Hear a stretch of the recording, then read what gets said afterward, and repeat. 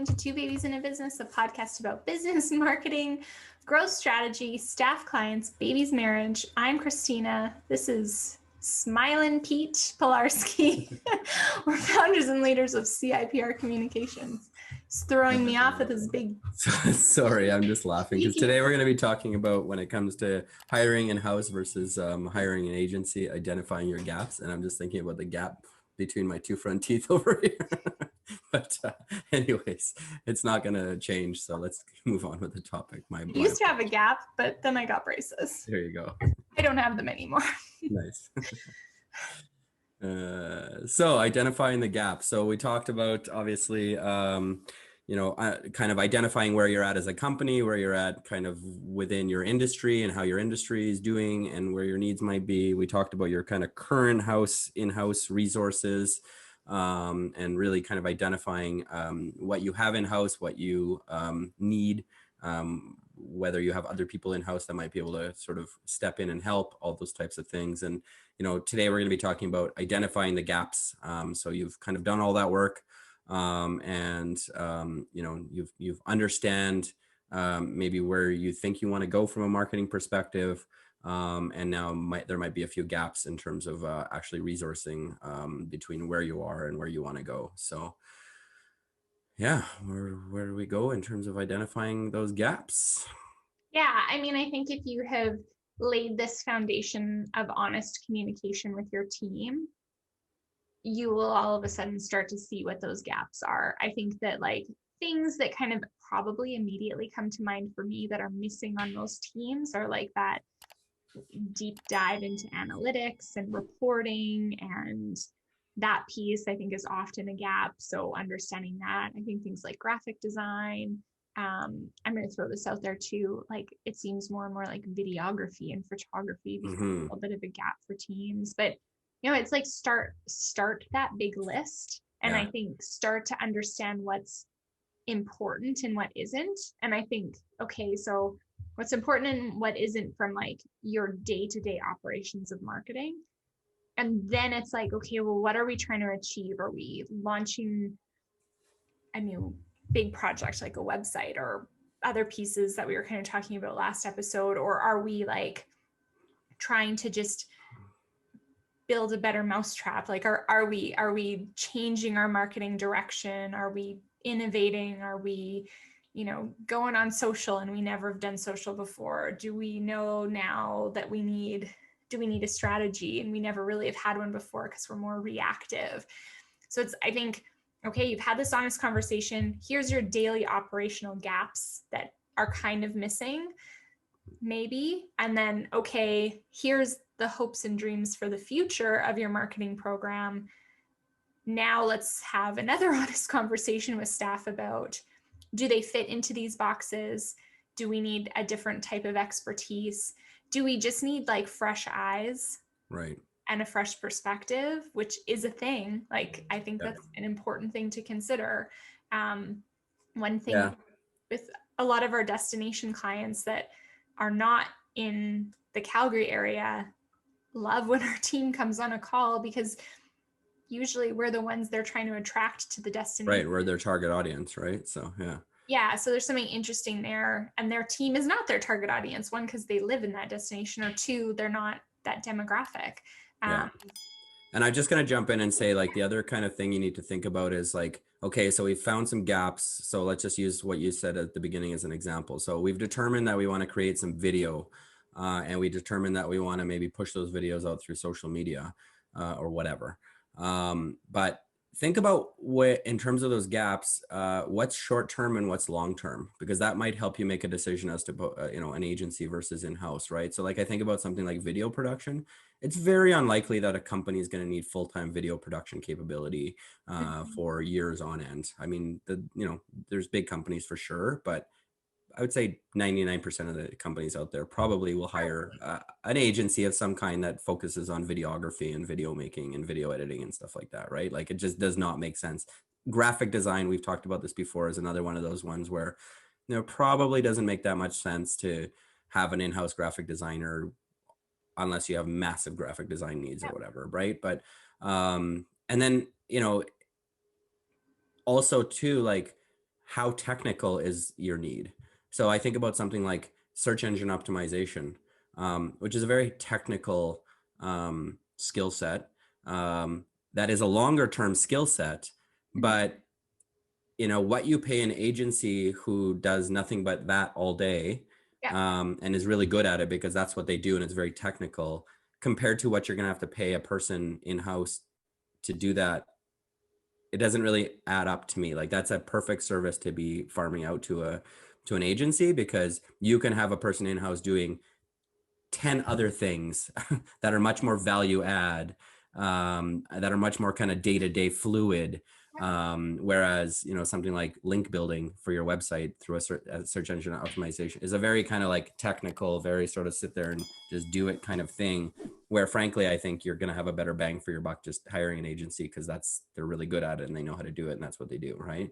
And same thing with when it comes to, we always talk about this, like, you're likely not going to hire a person who's both strategic and tactical, i.e. somebody that can come up with the overall strategy and somebody who can execute every single piece on the ground. So, if you have that one resource, are they tactical or are they strategic? And therefore, do you need to hire an agency to help you to execute tactics or to come up and kind of oversee the strategy, right? I think yeah. I think that's huge. Like, I think that I remember seeing a job description from a client who asked, our opinion on this next hire, and they essentially made a job description that was build a strategy, do the research, do the social, execute the strategy, design all of the creative. Like, it was like shoot and edit videos, right? It was like everything. And it's like, cool, yeah. like, cool, you have identified all of your gaps. But like, and you're not hiring 8 people because that's what it sounds like what you need, right? Yeah. And I think, we'll talk in later episodes about like, how do you parse and parcel out that perfect job description or job descriptions? But I really like your point on, is this gap short term, long term, immediate, in 6 months time, right? Like, I think that that's a really interesting way of assessing a gap, right? Like, so is our gap short term? We need a strategy, and we need assistance in getting our team, who are a bunch of tacticians, working along to the strategy. And okay, maybe that's a hiring agency with strategy as a forefront service, and they build a strategy and they help your team kind of move, and it's a 6-month engagement. Yeah. Or is it a long-term engagement like an SEO, where you have no one in-house that can do this, no one who likes to do it, it's something that needs to be done, but again, for the money and kind of that conversation, you probably want to think about a 5-year investment of a monthly cost. And then I think about like immediate, okay, we have this immediate need to build a website. Okay, no one in-house builds websites, let's engage an agency. And then maybe like the kind of down the road need is website maintenance, right? So like, okay, we have someone in-house who has experience with WordPress. So we know that once a website's built, we have someone to maintain it. Or, oh no, we don't. We're going to need to think about what the extension of that contract looks like. I really like that. So you've identified your gaps, but then maybe you're almost like plotting them in different areas. Is this immediate? Is this future? Is this short? Is this long? Yeah. And I'll just kind of comment that I think there's a general trend that we're seeing, and there's some data and research that supports this. I can't remember if I have, anyways, I wrote down somewhere a report that I've heard referenced, and I want to read in detail, but I think more and more the trend is towards your in-house resources probably should be focused around sort of content and understanding the really in-depth day-to-day of your operations and the nuances in your organization in terms of how to talk about what you do and all that kind of stuff. Like, I think your best bet is to have in-house resources really focused on, that content piece and the brand messaging and all of that kind of stuff, and like Yeah. really understanding kind of what's happening in the organization and the language used and the culture, right? Like that really in-depth kind of closeness to the culture of the organization. Yeah. And then I think it makes sense then to hire tacticians to help to handle tactical things like search engine optimization, pay-per-click advertising, very tactical things that are, you know, basically consistent across all industries and companies, but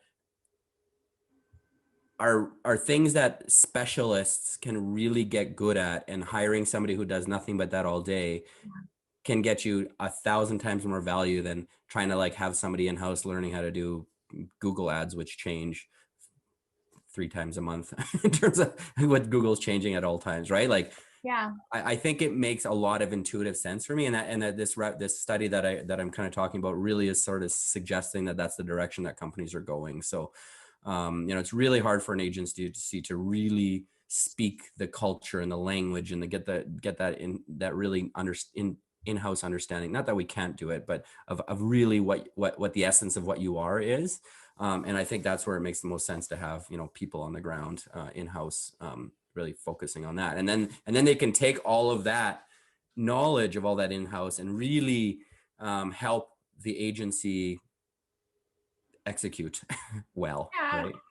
I think that, you know, so we're thinking about, okay, you've identified your gaps. Now you've identified, is it long-term, short-term, immediate, or in the future? And then I think that there's this like other layer now that you're adding on to in terms of like,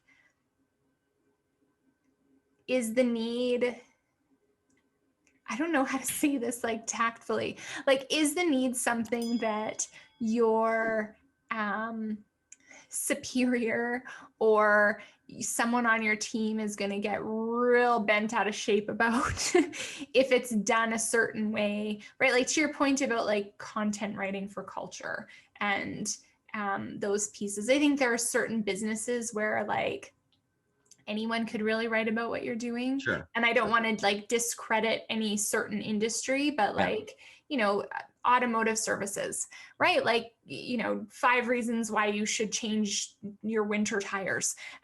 Or right, like just like very kind of Mm-hmm. to the point content that, yeah, an agency could for sure cover that. Whereas, you know, Like you a think, really technical business. yeah, whereas you think about some of the other again technical businesses where it's like you are so niche in your market that Yeah. engineer, your end user reading that, your prospect is going to know that someone who knows nothing about it has just written this. Yeah. So it's Yeah. like I do think that that's an important gap in terms of like, is this a gap that you need to be entrenched in our company to truly understand, or is it not? So like I think about we're talking about Alberta Valley School a lot in this series, but I'm going to pick on them again. And you know, we handle their Instagram grid, and their Instagram grid is very polished and professional. It's treated, it's designed, it's, you know, it puts forth the aesthetic of a professional dance academy. Mm-hmm. And that's important. Whereas you think about the Facebook page or the Facebook group that they have that's for parents, like that is a very behind the scenes, what is happening on the ground, how are the students, and it's like, we can't possibly cover Right. that content. Right. We are not on the ground. We do not know the company culture.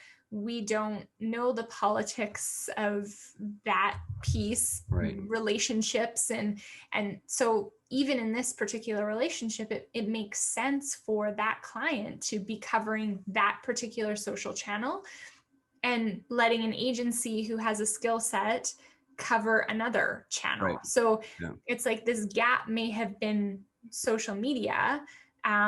But again, now you're slicing it a few different ways, going, okay, well, this social channel, you know, this is something we need to really hone our culture in on and, you know, create our champions. And this social channel is more about prospecting and getting people interested. So what's that piece? And I think sometimes, you know, in these exercises, you blow over those pieces. Mm-hmm. Like similar with SEO blogs, right? There are probably SEO blogs that, aren't very sexy, but you probably need them for certain keywords that probably an agency can write, and probably someone internally wouldn't love writing it. But then there are probably blog pieces that are really technical, that are trying to reach a certain audience that you need to figure out internally. And need to be written with a certain level of sophistication and nuance that an agency will just never be able to get. Like we could probably get, in fact, the topic of content is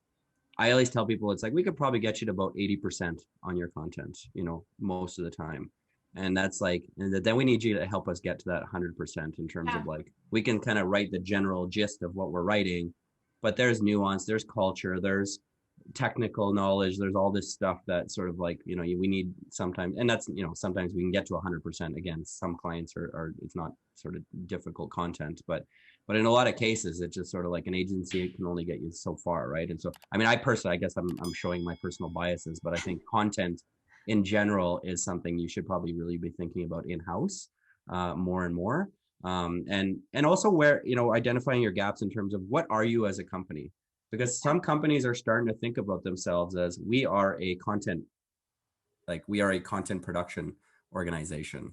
And more companies are starting to think about that first, where they're a resource to their clients and their prospects, right? And if that's the case, then yeah, probably content is a big need in-house that you should have hired in-house.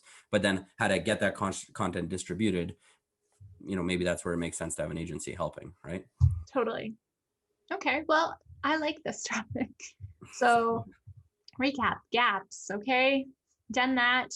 What is a timeline on your gaps?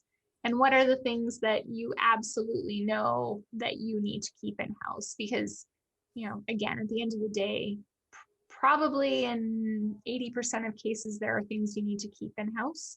I think there are some businesses where, especially like the business owner that might be listening, where, yeah, probably an agency could handle most things, but you need to be engaged with them. And so don't forget to create a line item that's agency management or project management. So, that could potentially be a gap if you don't have that.